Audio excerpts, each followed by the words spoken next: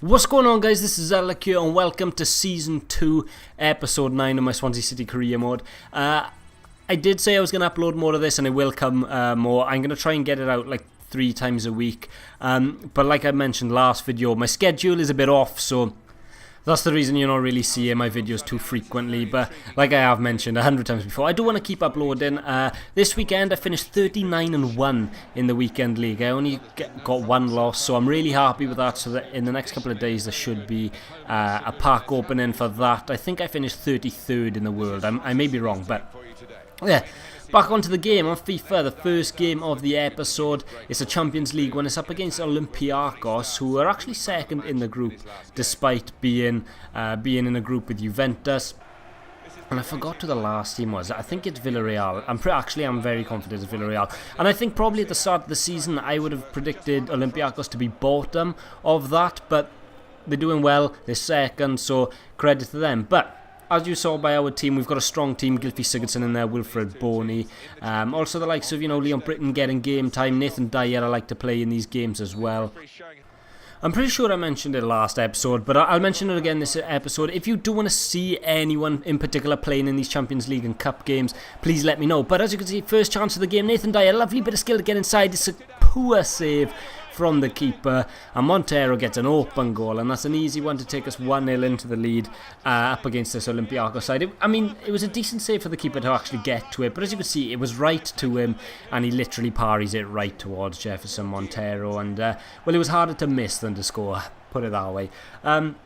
But Olympiacos have an attack of their own here, just 6 minutes into the game. As you can see, Nathan Dyer, good tracking back from him. It'll come to Leroy Fair, into Montero, back into Wilfred Boney. It's a good bit of ball movement from us, as Nathan Dyer still has the ball. Into Leroy Fair now, who I decided to start this game. Ball into Nathan Dyer, good turn around the defender, and what a strike into the top corner. Not something Nathan Dyer is known for doing, scoring goals, but what a finish that was from the little 5'5" winger. I was quite impressed. As you can see, good first touch to get it onto his right foot, and I had a little bit of space, and I thought I may as well go for it. And as you can see, top bins, keeper couldn't really do too much about that, and yeah, he extends our lead 2-0, and both goals pretty much coming from Nathan Dyer. I'm gonna have to think about starting him in some of the Premier League games, and to be fair, I think I will be doing that soon.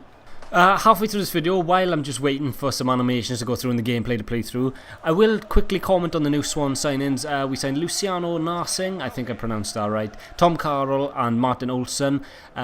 3 good players, and to be fair, I don't think they're the players that we need to take us out of relegation, but it's steps towards it. I personally, out of them all, I think Tom Carroll is probably the best player, but probably the worst signing. Now, the only reason I'm saying that is just because we don't really need centre midfielders at the moment. I mean, unless Paul Clement is thinking of selling someone, then I can't really see why Sigurdsson scores. Probably the easiest goal he'll score all series. I was going to say season, but probably the whole series. Anyway, regardless, yeah, like I was saying, unless Paul Clement is thinking of selling a midfielder or two, I don't really see the point in signing Tom Carroll. It's definitely a long-term signing, and in the Championship, as much as I don't want to say it, he'd be a good player, but I don't know. I mean, I'd like personally to see Ki-Sung Young go, someone like that. I don't really see what he's done for us this season. I don't know, other people might have a different viewpoint, but I was thinking, in the January transfer window now, in my career mode here, should I go out and buy them players? Should I buy Tom Carroll, Olsson and Narsing? I'll definitely make a move towards Tom Carroll because I really rate him. I think he's a good young player and he's got a lot of potential. Very similar to Leon Britton there, as we concede a very sloppy goal. But yeah, I mean, I'd be up for it. I don't know whether you guys want to see it in the comments below. Another player that I wanted to sign was Dwight Gale as well. I was commented a while ago. So he's top of my priority. And then the 3 signings we made in real life. I think it'd be pretty interesting to do. But I think we're in October now, so we've got a way off yet. But yeah, back into games. Well, into the career mode. What format do you guys prefer? Now, there's this one where I'm kind of going in between commentating on the game and real life topics. Last episode, I strictly commented on real life topics just because I wanted a bit of a catch up on that. But usually, excuse me as I burp, Sigurdsson scores a nice goal there, by the way. I like that one from Siggy on his left foot.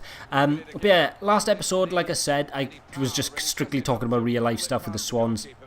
But usually what I do is just commentate on the games, and I feel like that can get a little bit boring sometimes. So do you want me to go back and forth between real life topics and on the commentary, or should I just strictly do commentary, or one or the other? Let me know, it's up to you. I don't know whether anyone will comment back, but it's worth asking anyway, if there is a priority. But as you can see, second half starts here, 62 minutes in. We weren't really pushing for a goal. I brought in Martin Ødegaard for Sigurdsson just to rest him.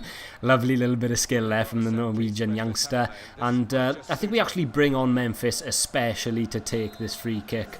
As you can see here, we'll end up putting Memphis on the free kick. Lines it up. It's a decent attempt, but never really testing the goalkeeper there.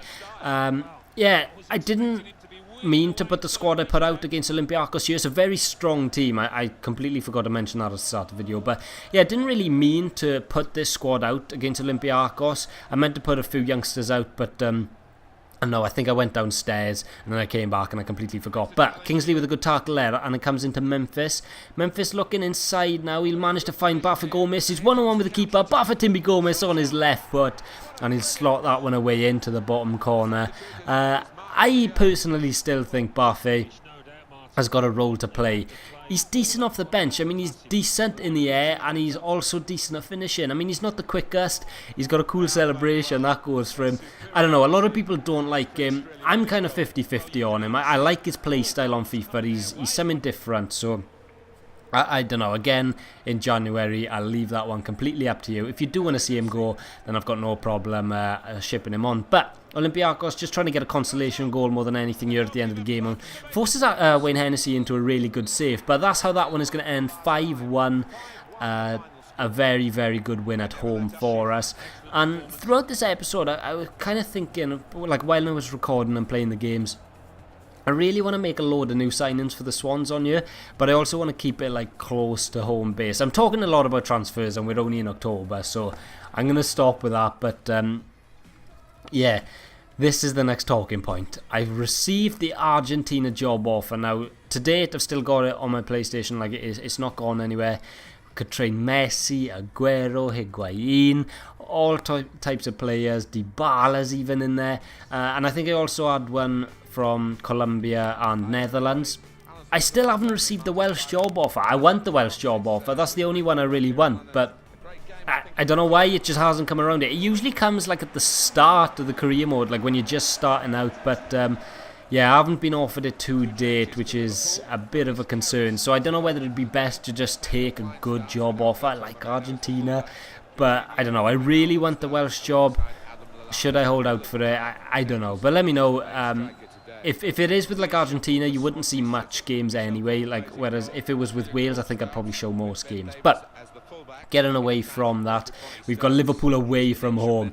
Last season, I think we won in a pretty easy fashion. I'm pretty sure Nathaniel Klein got red carded early on in that game. But this game is to go back top of the league. Crystal Palace are actually top of the league. I think 8 wins and 1 loss, and we're 7 wins and 1 draw. I could be chatting. I could be lying. I'm not sure, but you saw it at the start anyway. And I actually learned before this game as well, we're actually the highest scorers in the league with 20 goals. Crystal Palace are next at 18. But a dangerous bit of play here as Milner gets the ball. It's away from goal. Luckily, he was on his left foot. But it was a dangerous bit of play from us at the back there to lose the ball. And as you can see here, Alberto Moreno. James Milner's not playing left back in this game. He's playing the exact opposite side of the pitch. And he's playing a right wing. And he actually caused us a few problems. A decent chance here from Liverpool. I don't know how it stayed out. But Lallana with a strike against the crossbar, comes down, hits Victor Ruiz in the chest, and luckily for us it goes over. But Liverpool piling on the pressure here pretty early on into the game. As you can see, we're sloppy in defence. Milner shoots, comes to Murphy, and we're lucky to get away with that one as well. Gylfi Sigurdsson on the ball here now, 23 minutes into the game, looking to create something. As you can see, Siggy's still got the ball. He'll turn here, not much options on. He'll get a nice pass to Mo Barrow into Wilfred Boney. Wilfred Boney will shoot, and it's a decent save from Karius there. He'd be expected to make them ones though.